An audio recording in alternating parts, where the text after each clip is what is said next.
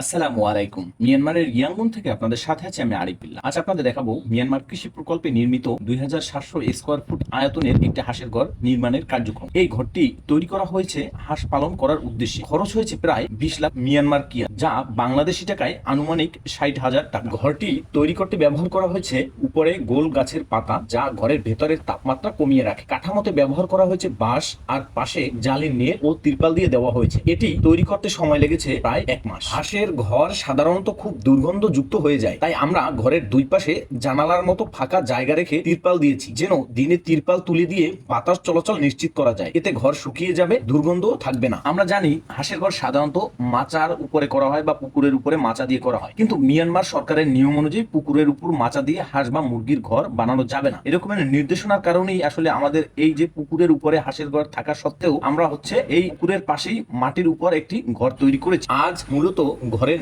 নিচের কাজ চলছে, যেমন চারপাশে বেড়া দেওয়া, মাটি ফেলে ফ্লোর সমান করা ইত্যাদি। এই ঘরটির কিছু দিক ভবিষ্যতে আপনাদের কাজে লাগতে পারে, বিশেষ করে কম খরচে ভালো বায়ু চলাচলের ঘর তৈরির কৌশল হিসেবে। আপনারা এখানে থেকে অনেক কিছু দেখে অনেক কিছু জানতে পারলেন এবং শিখতে পারলেন। যদি ভিডিওটা কেমন লাগলো কমেন্টে অবশ্যই জানাবেন। ভিডিওটি উপকারী মনে হলে চ্যানেলটি সাবস্ক্রাইব করুন এবং নোটিফিকেশন বেল অন করে রাখুন। ফেসবুক পেজটি ফলো দিয়ে আমাদের পাশে থাকুন। দেখা হবে পরবর্তী ভিডিওতে। আসসালামু আলাইকুম।